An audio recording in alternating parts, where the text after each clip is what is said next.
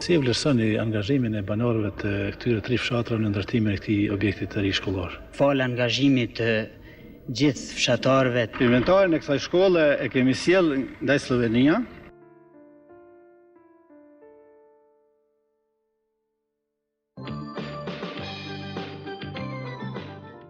Mysafir i parë i emisionit tonë të parë është vjeri i parë i Republikës së Kosovës, presidenti Dr. Ibrahim Rugova.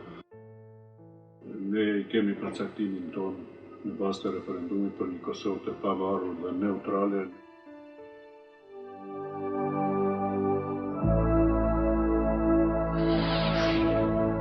Shikues të nderuar, ju përshëndesim nga Prishtina. Emisioni që do të nisim në vijim po realizojmë në lokalet e presidentit së Republikës së Kosovës, ku si pjesëmarrës të drejtës sonë kemi ftuar profesorët e partive politike të Kosovës. I përshëndes shikuesit e televizionit shqiptar. Emisioni është i qelluar. Dëshiroj që më shpesh të na ndihmoni këtu, ta merrni mendimin tonë. Se në kushte tepër të vështira kemi arritur që të jetojmë. Mbushën 7 vjet mësimore që nxënësve dhe studentëve shqiptar të Kosovës, regjimi sërdë në vonë u udhëtoi objektet e tyre shkollore e universitare, kitet një shërbëzim në zlatët shkollore në kërkesat e drejtave të studentëve. Që është vërtetë edhe gjatë kohës së parë të ditë iniciativës tonë. Si është parashikuar organizimi i sistemit gjatë organizimit të proceseve të studentëve? Qëndrimi i interesit do të bëhet në Greqi. Është një punë i brendshëm dhe i lashëm.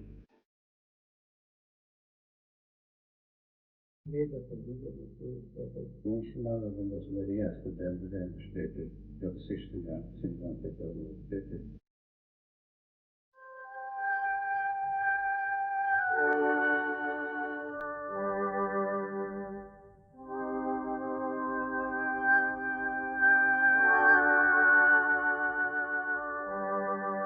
Sërish Drenica e sakrificave për lirinë e Kosovës. Në prekaz të poshtëm, në kullën e Shaban Jasharit dhe te ky trung i moqëm në Likoshan, nisi tregimi sa i dhemshur aq heroik për Drenicën. Pas Drenicës, forcat serbe sulmuan edhe fshatrat e rajonit të rrafshit të Dukaxhinit. Fillimisht këtu në shënjestër ishte Glogjani, i njohur si fshat i rezistencës dhe qendresës shqiptare, i cili u sulmua me 24 mars të këtij viti, ku ranë dëshmorë Him Haradinaj dhe Agron e Gazmend Mehmetaj.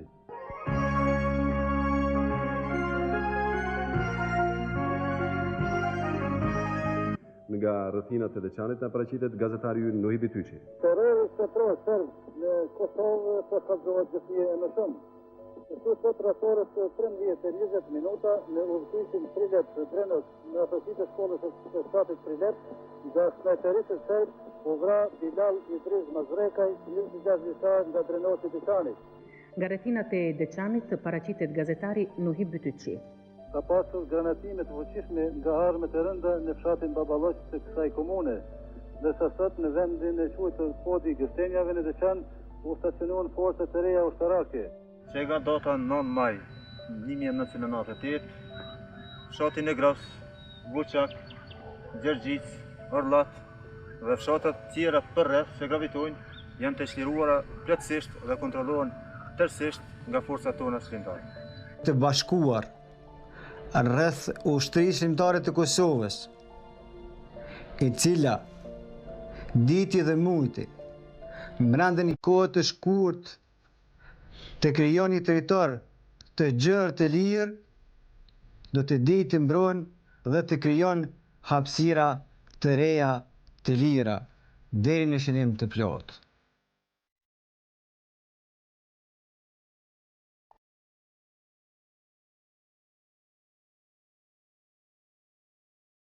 Si pjesëtar i ushtrisë shqiptare të Kosovës. Si pjesëtar i ushtrisë shqiptare të Kosovës. Betohem. Se do të luftoj. Për shtirimin e tokave të pushtura të Shqipërisë. Ftoj vëllezërit e mi kudo që janë, që të ndihmojnë luftën tonë të shenjtë me gjitha format. Jam ushtarak i ushtrisë shqiptare të Kosovës. Me fillimin e luftës në territorin e Republikës Kosovës, jam kthyer nga perëndimi dhe më kyç në radhë të ushtrisë lirimtare të Kosovës, që ta kryej atë borxh që kam si shqiptar dhe qytetar i Kosovës ndaj kësaj tope dhe ndaj këtij populli.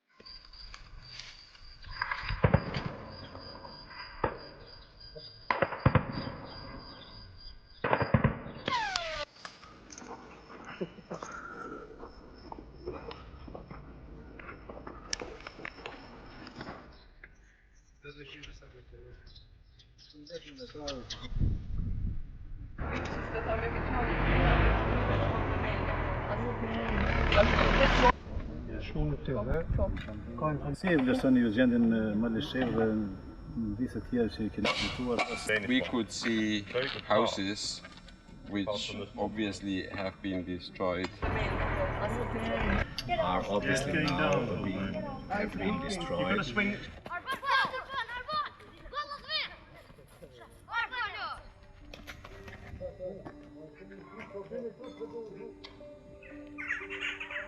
Me kamerën tonë regjistruam gjurmë të dhunës dhe të terrorit shtetëror serb në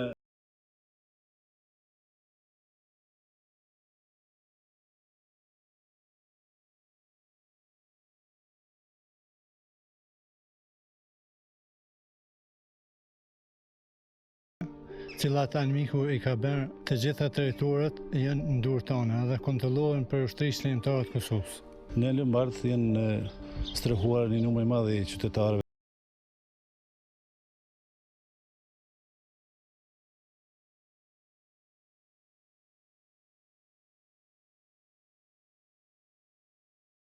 Për rreth.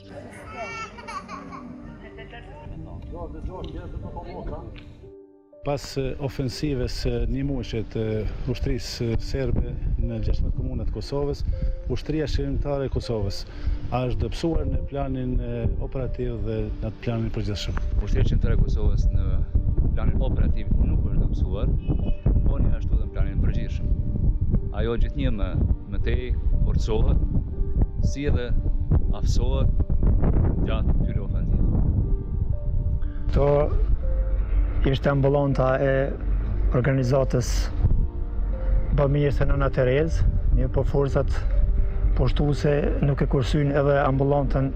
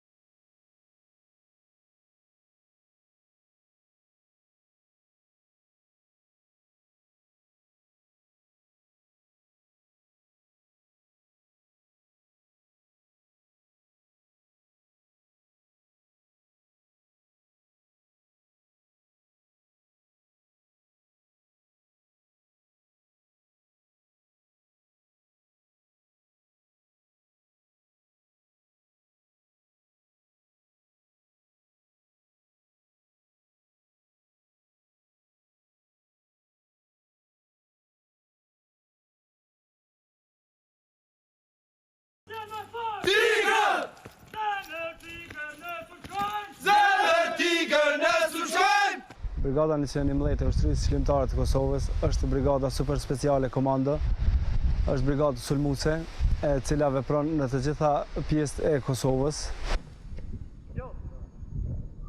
Jemi primajo të ta, jemi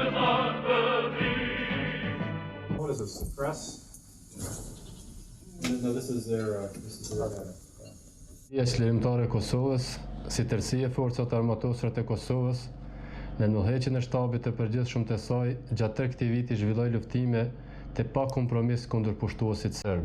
Pari herë në historinë tonë kemi një ushtri që ka lind nga populli, që e përkrah populli, që po sakrifikohet populli bashkë me te.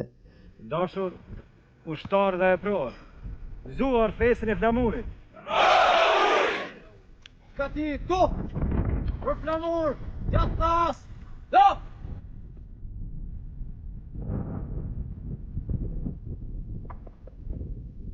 Memoret e historisë fundare. I përshëndes që gjithë nxënësit e shkollës mesme gjithë Doda dhe Prishtinës.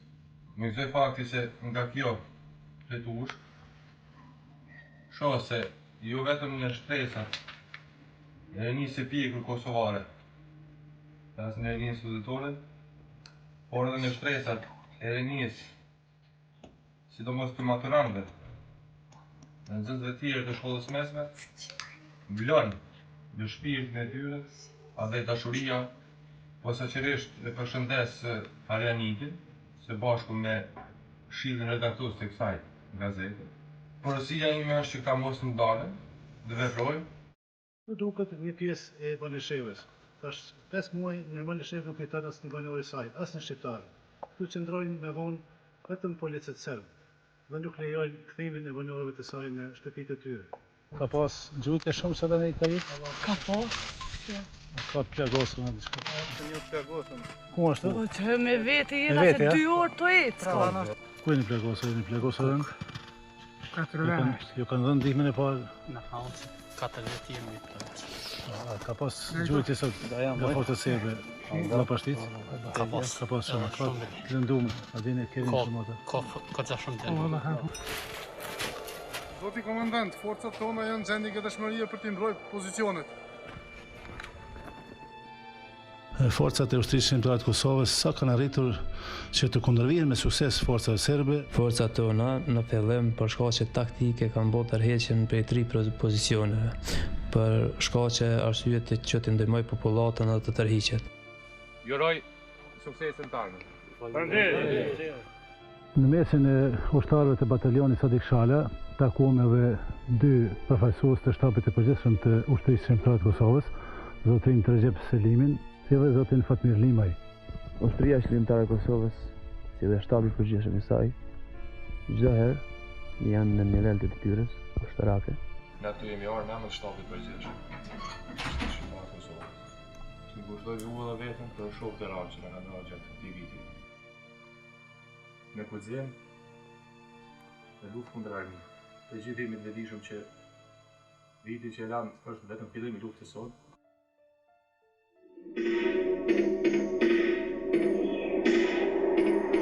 Ju flet Kosova e Lirë.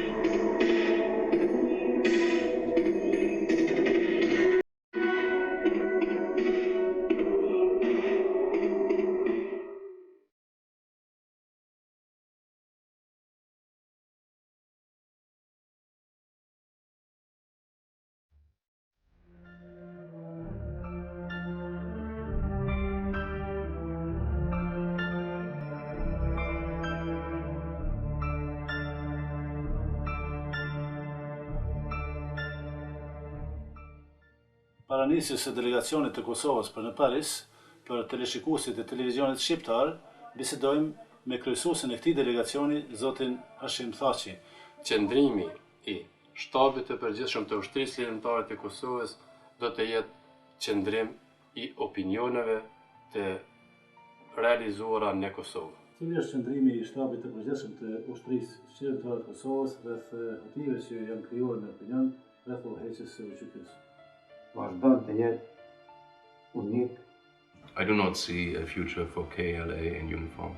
Edhe ne ndim vetën sigurt me prezencën e NATO-s. Edhe ne duhet të jemi si Austria ta kemi ushtrinë tonë. Kemi marrë armët për çlirimin dhe Kosovën e pavarur. Po përsëris, ky popull duhet ta ketë ushtrinë e vet, si një drejtë e jone natyrshme.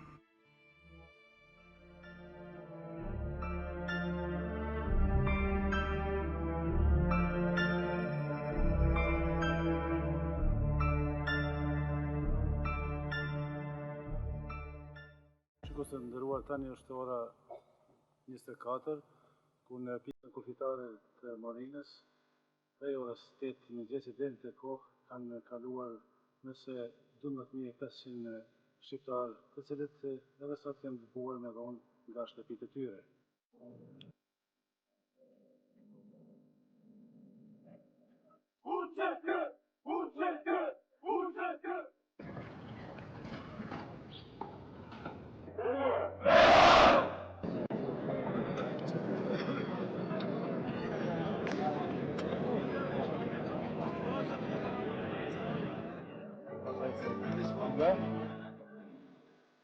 Gjitha rregullat dhe të dispozitat që i parasheh Fondi Vendimit Rreth, i cili është organizuar në tërë botën.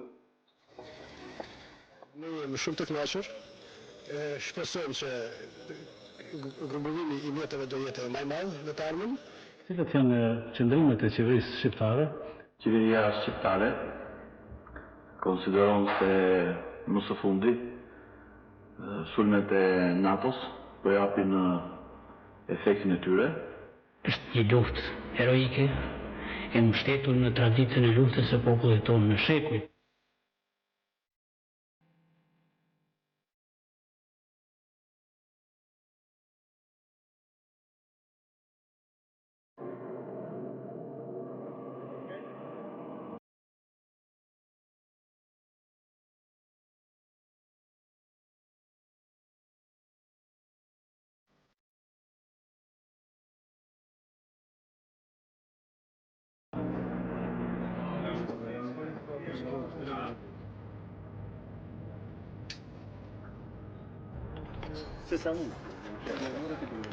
Zoti Qeku, çfarë nënkupton marrëveshja lidhur me transformimin dhe demilitarizimin e ushtrisë shqiptare të Kosovës? Ushtria shqiptare e Kosovës ka respektuar dhe prapë respekton çdo vendim politik i cili merret nga qeveria e përkohshme e Kosovës.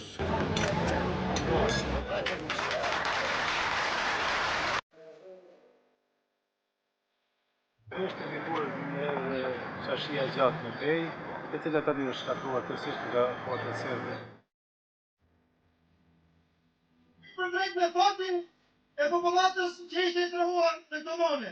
Citojmë, të përmushtarët e brigadët e inxhinierisë të ri, juaj i komandant Qeliku.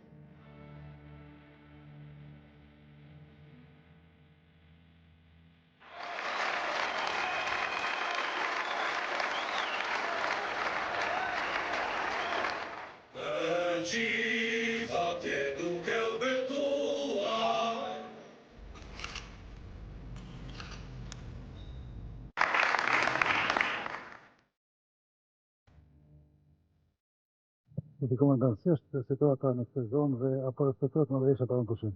Po, situata njerë është ta me qetë relative.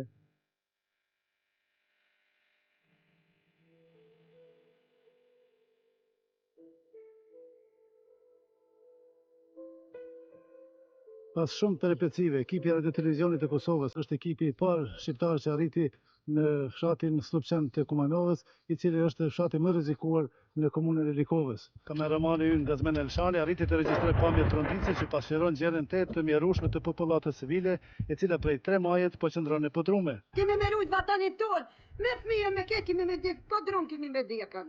S'ka me dal venin me shtu asnjë.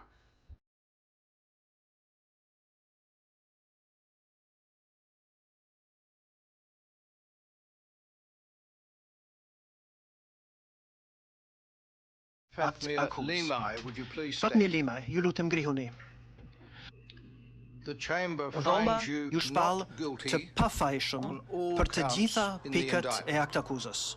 Isak Musliu, ju lutem ngrihuni. Dhoma ju shpall të pafajshëm për të gjitha pikët e aktakuzës. Si dëgjuat nga kryesuesi i trupit gjykues zoti Kevin Parker, Fatmir Limaj dhe Isak Musliu u shpallën jo fajtor të pafajshëm dhe do të lirohen sipas procedurës sa më shpejt nga burgu i Sheveringenit. Ish kryeministri i Kosovës Ramush Haradinaj dhe bashkëdrejtari i tij Idris Bale janë shpallur të pafajshëm për të gjitha pikat e aktakuzës. Dhoma ju shpall, zoti Haradinaj, të pafajshëm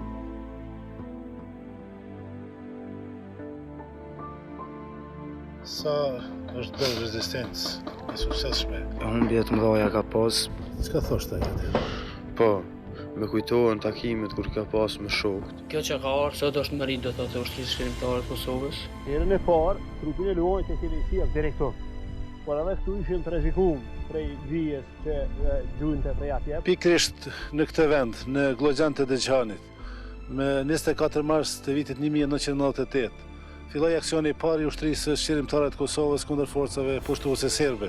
I hetova që në policia ndërkohë domethënë reagova që nuk ndalem. Pjesëtarët e brigadës 138 të ushtrisë shqiptare të Kosovës sa kanë qenë përgatitur për sulmin e 9 prillit. Mu arrit një fitore sikur si ishte kjo e Kosharës, ka qenë nevojshme që të kryhen përgatitjet e mëdha.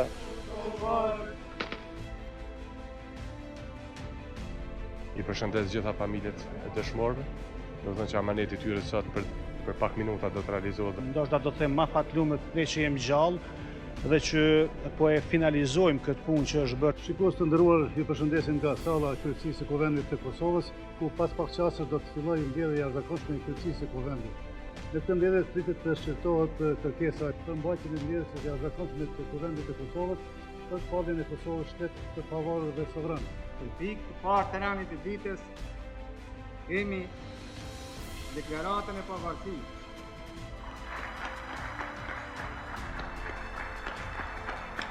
Ne, udhëheqësit e popullit tonë, që zgjidhëm në mënyrë demokratike, nëpërmjet kësaj deklarate shpallim Kosovën shtet të pavarur dhe demokratik.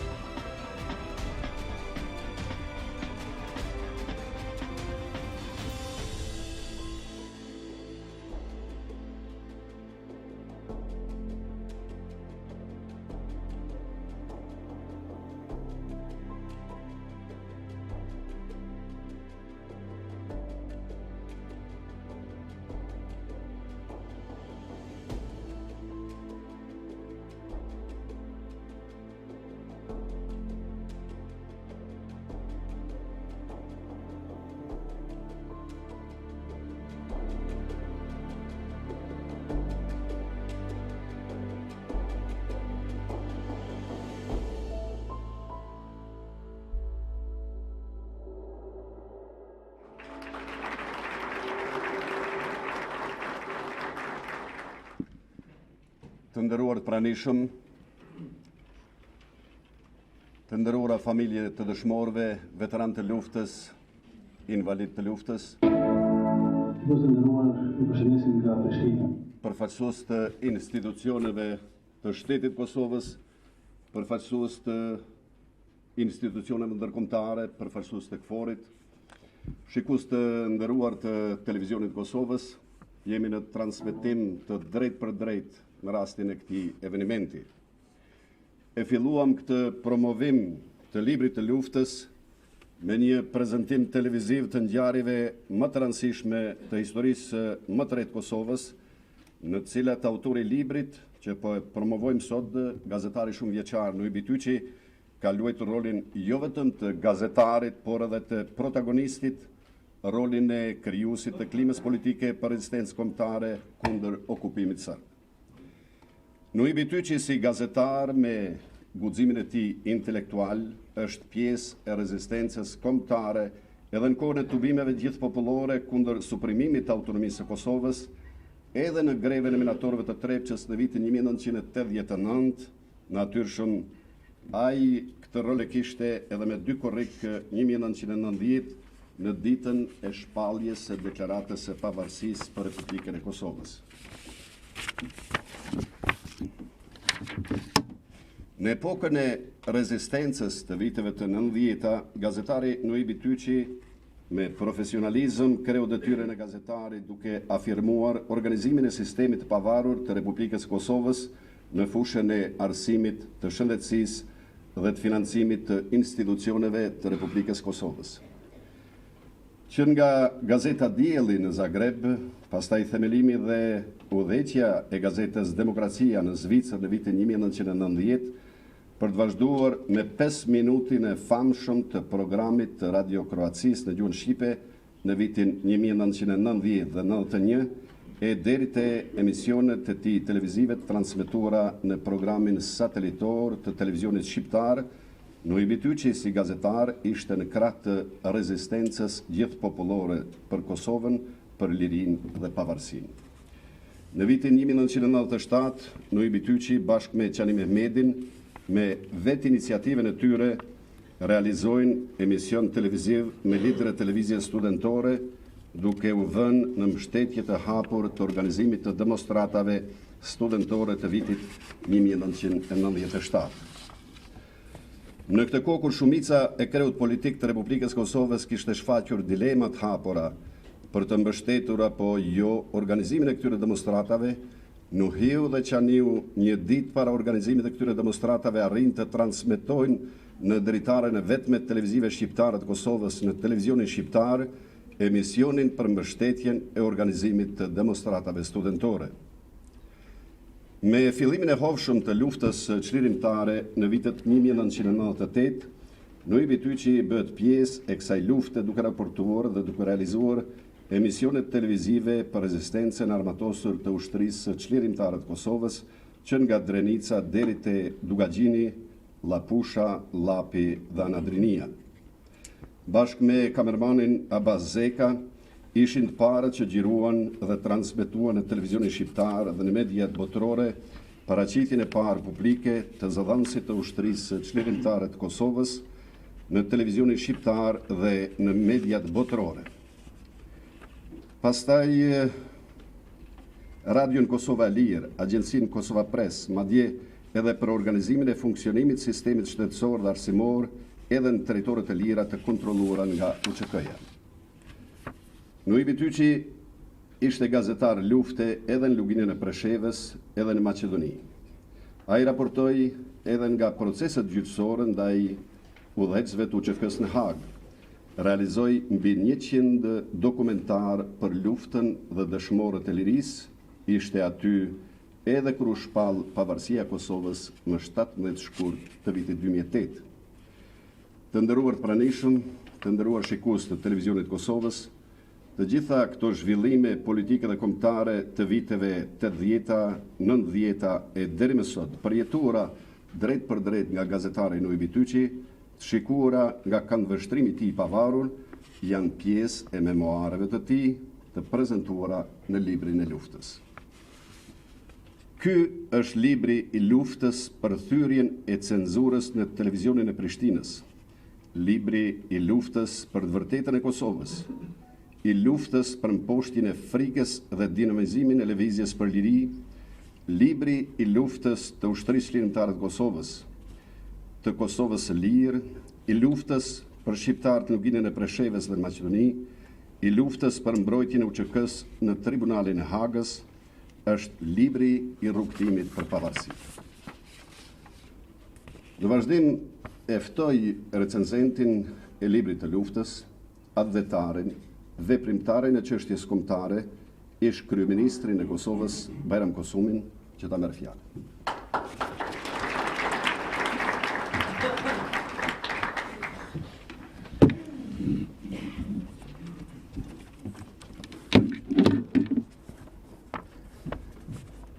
Të nderuar praneshëm, të nderuar autori i librit, miku im i vjetër Nuibi Tyçi, në vitin 1998-99, Prishtina u bë kryeqyteti botëror i gazetarëve.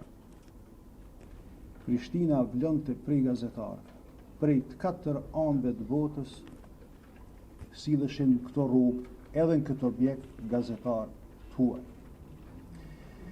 Kjo ishte fat, sepse ata gazetar informonin për krimet dhe për gjenocidin që po përgatiste soldateska serbe mbi popullin shqiptar. Por edhe ishte pafatësi, sepse shkaku i atyre gazetarëve ishte lufta që po bëhej në Kosovë. Gazetarët vlonin Prishtinë, por ndonjë mungonte. Nuhibi Tyqi mungonte. Nuk ishte gjithmonë nuhiu këtu me shiju kafen e mëngjesit edhe me i end lajmet e fundit, qysh thithet ajri se çka po ndodh në katër anët e Kosovës.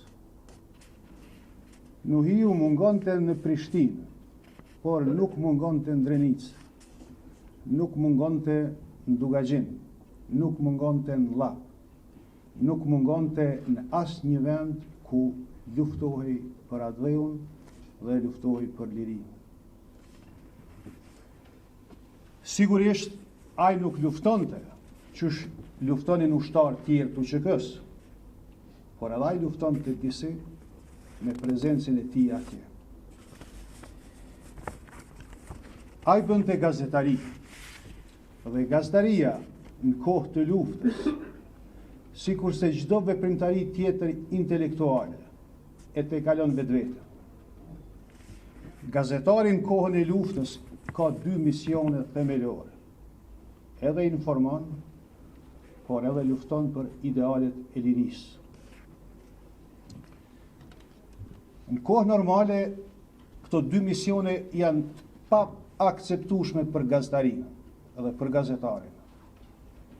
Por në periudhat kur rrezikohen parimet themelore të njerëzimit, parimet themelore të njeriut, atëhere çdo gazetar, sikurse çdo intelektual, është më shumë se sa gazetar. Kur vringëllin armët, muzat heshtin, thuhet. Në kohën e luftës të Kosovës, kur gjithçka ishte e rrezikuar, kur ishte vënë në pikpyetje ekzistenca e kombit shqiptar në Kosovë, gazetari Nuhibi Tyqi bënte dy punë, dy misione. Edhe informonte, por edhe ishte krah luftarëve të lirisë për idealet e lirisë. Lufta është kufiri midis dy epokave. Lufta është kufiri ma i ashpër që mund tjetë midis dy skajet, midis dy botëve, midis dy kulturave. Edhe lufta e Kosovës ishte kufiri ma i skajshëm i mundshëm midis shqiptarëve dhe Kosovës në njërën anë dhe Serbisë e robërisë në anën tjetër. Përfundimisht, shqiptarët po shkputeshin nga prangat ma shumë se një shekullore të robërisë. Nuhibi Tyqi, si gazetar, edhe si njeri, e kishte kuptue saktësisht këtë. Si njeri, ai rrezikoi shumë, rrezikoi vetveten, familjen e tij, miqtë e tij, duke bërë punën e gazetarit. Po ta lexoni librin dhe po të shihni se sa mund ka bë me gjetë një kameraman, se sa mund ka bë me gjetë një shofer autobusi që ja çon kasetën në Tiranë, sa njerin e ka rrezikuar duke bërë këtë punë, do të bindin në këtë.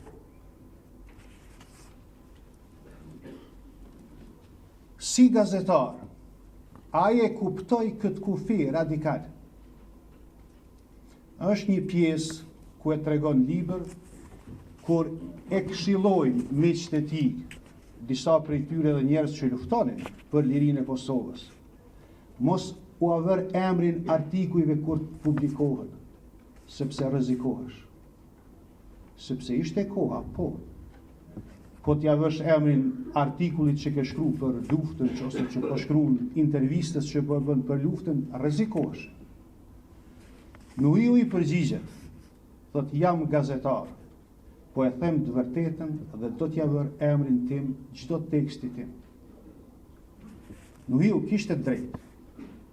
E vërteta nuk mbrohet duke u fshehur, por ballë për ballë. Libri Nuhibi Tyqit ka një një ligjerim pothuajse bisedor. Kjo do të thotë është i këndshëm për lexim jo veç për historianin, jo veç për politikanin, jo veç për atë që ka kaluar në për këto periudha, po për çdo lexues mesatar. Ata që kanë kaluar, kur ta lexojnë librin, do të përjetojnë edhe një herë shumë më detajisht, shumë më thellë periudhën që e kemi kaluar.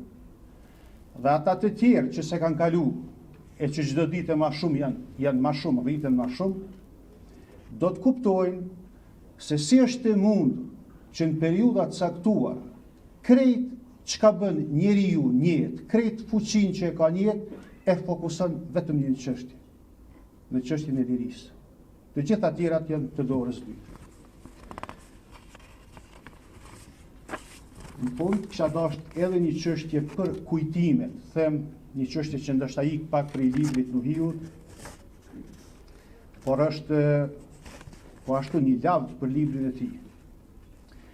Ka disa vjet që i dos miqtë e mi, disa miqtë mi që të shkruajnë kujtimet, memoaret.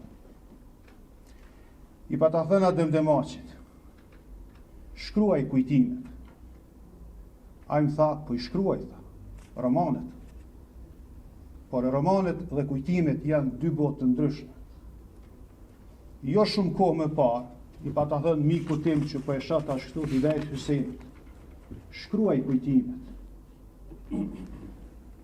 Vetëm duke shkruar kujtimet e kësaj periudhe heroike, periudhës të ndërtimit të kombit modern shqiptar, aktorë që kanë marrë pjesë në këtë ndërtim, mund të shkruhet një histori e vërtet për këtë periudhë historike. Si për Kosovën, si për Shqipërinë, si për Maqedoninë, edhe për viset tjera shqiptare. Prandaj unë i lus dhe i nxis të gjithë ata që të shkruajnë kujtimet dhe të krijojnë një bazë të fortë, mirë për historinë e re të Kosovës dhe të shqiptarëve. Unë vazhdoj me besu që po t'i kishte shkruar Demdemaqi kujtimet e tij, do t'ishte ai libër një prej perlave të kulturës shqiptare. Në këtë citat merr kërkesa që të lexoj dorëshkrimin e Nuhiut, kujtimet. Isha shumë i kënaqur. Mendoj ka bërë një punë shumë të mirë, është një libër shumë i mirë, u asëgjoj gjithëve që të lexoni, jo vetë që të kujtoni të kaluarën, edhe pse ajo është thelbi. Ky libër na bën nga pak mos me harru të kaluarën. Faleminderit, urime.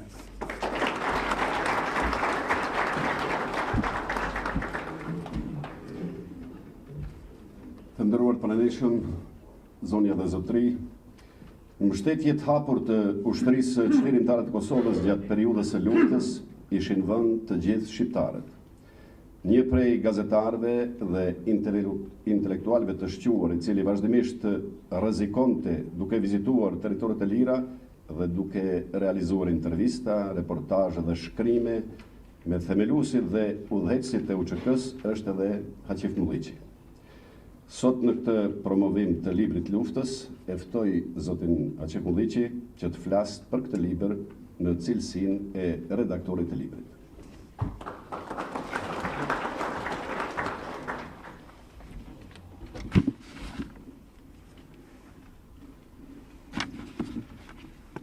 Të dashur familjar të dëshmorëve, veteranë dhe invalid, të nderuar veprimtar të çështjes kombëtare,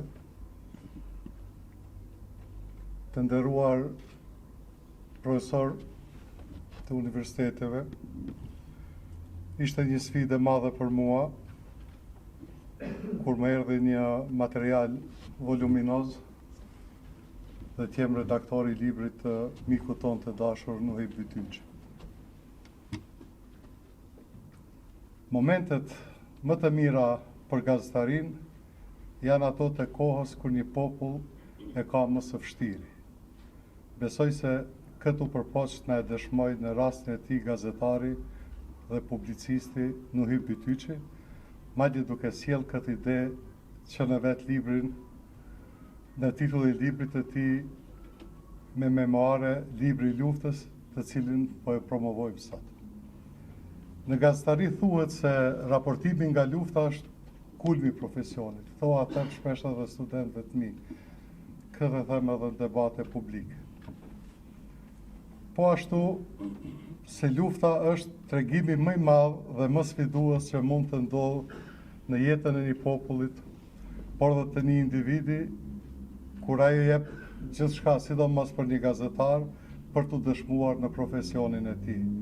Mirë po, për të dhënë kontributin e tij të nevojshëm si profesionist, gazetari duhet para së gjithash të shkojë tek ajo luftë për të raportuar ashtu si që bëri miku i Nuhi Bytyqi, detajet e odisejadës së cilit si gazetari guximshëm profesionist dhe i përkushtuar, si kronisti një kohe i mësojmë në lundrimin tonë si lexues në për të 12 kapitujt e librit të tij mbi luftën dhe paqen e gënjeshtërt që përfshin një harë kohor prej më se 4 dekada.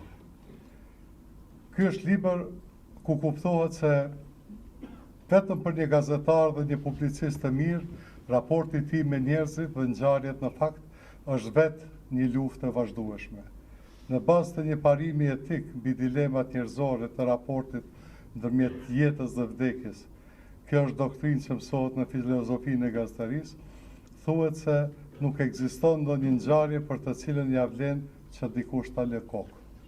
Megjithë këtë, është dëshmuar se te një reporter i mirëfill të luftës gjithmonë ekziston një dyzinë ngjarjesh dhe kauzash për cilat ja vlen të rrezikohet, por mundësisht disi brenda ndjeshmërisë së asaj që thot edha Zef Plumbi të rnohet vetëm për të treguar. Ndoshta për këtë të fundit më shumë. Nuhi Bytyqi rrezikoi shumë në profesion gjatë luftës sonë shqirimtare sidomos. Pse? Nga se për te raportimi më i mirë nga lufta ishte në thelb një raportim kundër luftës. Një raportim për paqe, një raportim për liri dhe për të ardhmen, një raportim për të treguar ngjarje dramatike, një raportim që është kauzë për të cilën ja vlen të rrezikohet aq shumë edhe jeta. Nëse përmes librit të luftës analizohet puna Nuhi Bytyqit si gazetar krizash, reporter luftash dhe pjesëmarrës në ngjarje të mëdha historike në Kosovë, e që do të ishte një analizë pragmatike, megjithatë mendoj se nuk është e nevojshme që të parashtrohen pyetje dhe të krijohen dilema me atë se a thua tëra kjo punë me kaq sfida, dodhi dhe adrenalin nga autori u bë për shkak të profesionit, apo mbase për shkak të kënaqësisë që krijon ky profesion, kënaqësi kjo të cilën mund ta krijojë gazetaria si asnjë profesion tjetër, as më tepër kur ke ideal. Unë sinqerisht mendoj se tek Nuhiu, në fakt që të dyja këto komponente ishin të binjakzuara dhe të pandara gjatë gjithë kohës. Libri i luftës na e thot se zëri Nuhi Bytyqit është një zë i rrallë dhe i guximshëm në gazetarinë dhe publicistikën shqiptare në përgjithësi, prej më të veçantëve. Është ai zë që e tipizon gazetarin e mirë duke e shkëputur atë nga mediokriteti. Atë gazetar që lë gjurmë të pashlyer në jetën dhe historinë e njerëzve me punën e tij. Është, siç e shohim edhe në këtë libër voluminoz, një zë kujtimesh i cili tingëllon qartë në mjedisin nga i cili buroi dhe të cilit i përket plotësisht. Zë i pamëdyshur dhe i pangulfatur nga kushdo që e mëtoi këtë dhe i cili dha jehon për të tëra ato ngjarje, ndodhi dhe protagonist të tyre për kohën e vet dhe breza që do të vinë. Libri i luftës është dëshmia e asaj se secili zog, siç e tha me një rast Baca dhe Mdemaçi, këndon me zërin e vet, e që në rastin konkret është zëri i vet Nuhi Bytyqit. Faleminderit Nuhi, tu ndona vendi.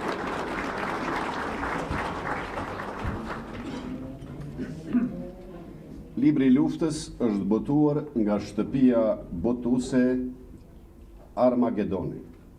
Berat Dakaj, një intelektualist i çmuar dhe i guximshëm, i cili vazhdimisht ka botuar libra të veçantë dhe autentik, është udhëheqës i kësaj shtëpie botuese. Ftoj zotin Beradakaj që të merr fjalën.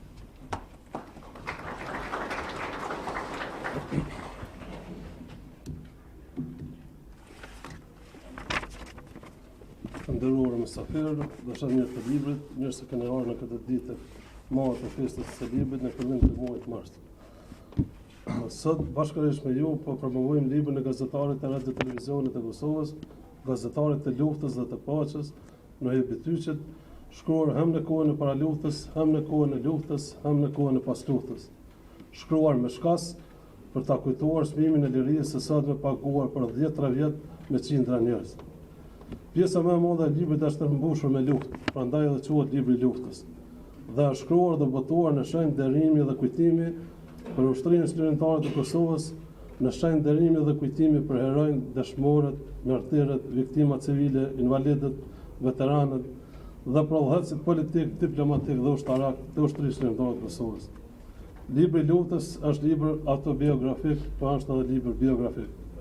Në të është shkrimi i autorit i familjes së tij, po është edhe shkrimi për ushtrinë shlirimtare të Kosovës, për udhëheqësit e saj, për qindra heronj, dëshmor, viktima, për shumë betejë, për shumë ushtarë të mbetur invalid, për shumë veteranë që s'kan kursyer asgjë për lirinë që gëzojmë dhe që gëzojmë sot.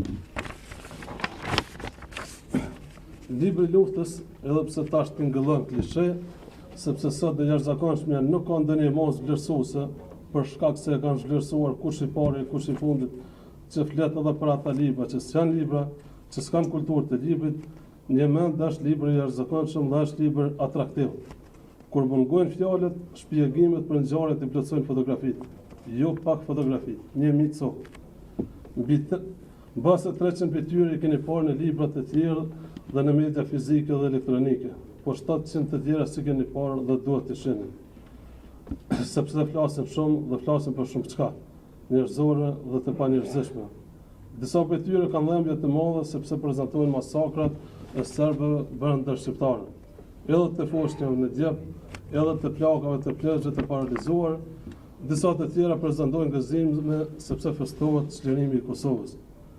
Nëse dëshironi të dini diçka më shumë për organizimin dhe për detyrat e udhëheqësve të UÇK-s, ato e keni në këtë libër. Pa dyshim ky libër është shkruar për ta ruajtur dhe freskuar kujtesën kombëtare. Me që po e promovojmë sot pak ditë para ngjarjet të projektuar të marsit të vlejimit të jashtëve, është edhe një përmendore kujtesë dhe nderimi për jetën dhe shpirtrat e tyre. Ky libër për 800 faqesh është enciklopedik. Ka mbi 5000 persona, mbi 30 personazhe, mbi 50 betejë, mbi 20 fitore, mbi 500 heronj dëshmorë viktimat të cilët i ka parë autori me disa prej të cilëve sa që në gjallë, ka realizuar intervistë dhe shkrej për fotografi, luftë edhe në llogore. Mbi 500 fotografi me tema detare sociale, politike, demokratike. Mbi 500 fotografi historike që kur me parë se keni parë e që mëzë s'presni të shihni. Ka dramë, ka tragedi, ka komedi, ka tragedi komedi. Janë në këtë libër disa deklarata të Ibrahim Rugos, Hashim Thaçit, Kadri Veselit, Ramush Haradinit, Fatmir Limës, Rustem Mustafës, Jakub Krasniqit për luftën dhe për lirinë, votimet e autorit në ndonjërin për këtyre në për Kosovë. Ka dhe përplasje më ndonjërin për këtyre, ashtu sikurse më ndonjërin ka mesi të madhe, e cila është e dukshme dhe e vërejtshme. I gjeni po ashtu mbështetësit e UÇK-s dhe kundërshtarët e saj, UÇK-n dhe Farkën, pijet dhe ushqimet e ushtarëve të tyre, edhe paratë të tepërta dhe mungesën e tyre, edhe përçarjet mes tyre. Ky libër që është shkruar për luftën nuk do të mund të botohet pa përkrahjen financiare të Ministrisë së Kulturës, Ministrit Kutin Doshi dhe afaristit Lazim të Stat. Prandaj falenderoj që të dy. Ju falenderoj dhe ju që më dëgjoni.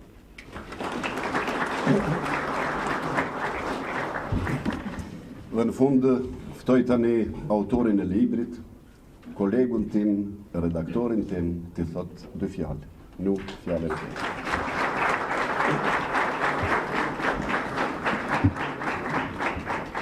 Të nderuar të pranishëm,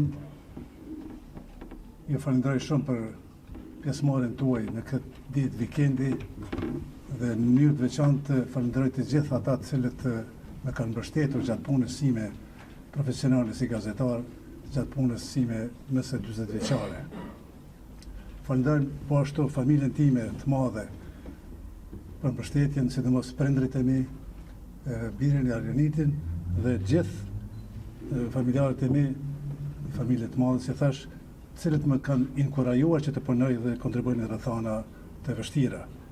Në mënyrë të veçantë falenderoj gjithë ato familje shqiptare që edhe sot janë këtu, e të cilat më kanë ndihmuar dhe më kanë strehuar dhe më kanë mbështetur në gjitha format gjatë periudhës së luftës shërimtare, si në Kosovë, në Maqedoni, Lugin Preshevës dhe në vise tjera. Falenderoj udhëheqësit e Mbështetërisë Qendrore të Kosovës, luftëtarët e saj, drejtuesit e Këshillit Qendror të Financimit, të Këshillit të Emergjencës për mbështetjen e punës sime dhe të kolegut Abbas Zeka gjatë periudhës së luftës. Për botimin e librit, falenderoj Ministrinë e Kulturës, Ministrin Kujtim Gashi me bashkëpunëtorët e tij dhe afaristin e mirënjohur, mikun tim që nga vitet e 90-ta, zoti Lazim Destanin, të cilët më kanë mbështetur që ky libër të dalë para publikut. Po ashtu falenderoj edhe miqtë e mi, redaktorin e librit Haqif Mulliqin dhe Muhamet Maurin, recenzentin, mikun tim të çmuar Bajram Kosumin, botuesin e librit Berat Dakajn, po ashtu edhe ata cilët me dizajnimin e profesionalit e librit, si është dizajneri Luan Tashi, pastaj miku im Avni Selmani dhe shtypshkronja Iliri në Prishtinë, të cilët e kanë finalizuar me profesionalizëm librin të cilin unë e kam shënuar që ta paraqes para jush.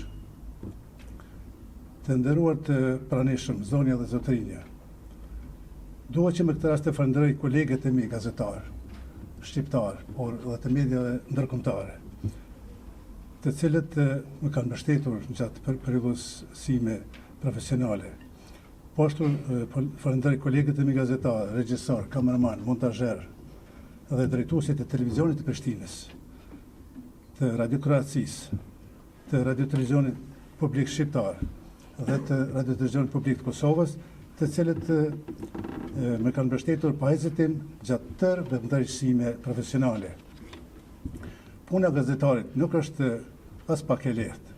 Gazetari gjithmonë është në luftë për të vërtetën, në shërbim të së mirës së dheut të tij dhe të njerëzimit, në shërbim të publikut. Prandaj unë kështu e kam kuptuar gjithmonë gazetarinë dhe në këtë frymë jam angazhuar me përkushtim në të gjitha kohrat.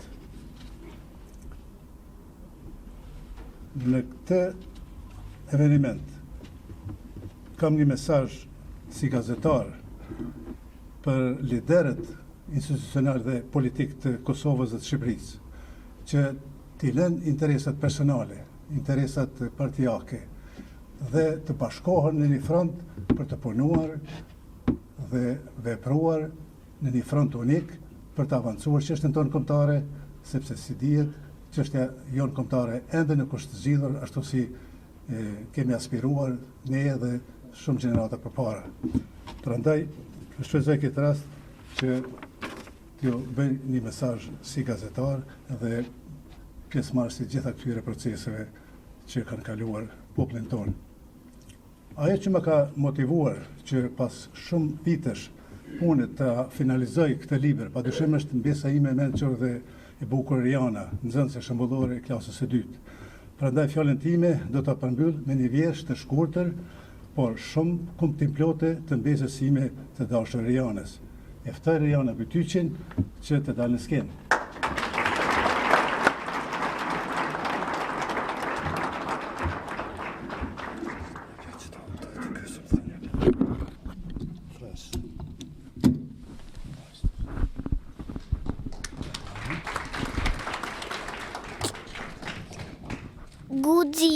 Guximi është gjë e çmuar, çdo njeri varet prej tij. Pa guxim jemi të rëbëruar, s'kemi vlerë as krenari.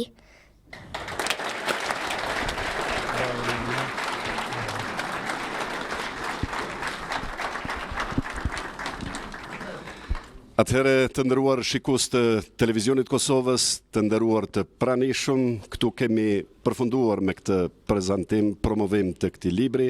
Ju falenderoj në pjesëmarrje dhe mirupafshim në promovime të tjera të librave.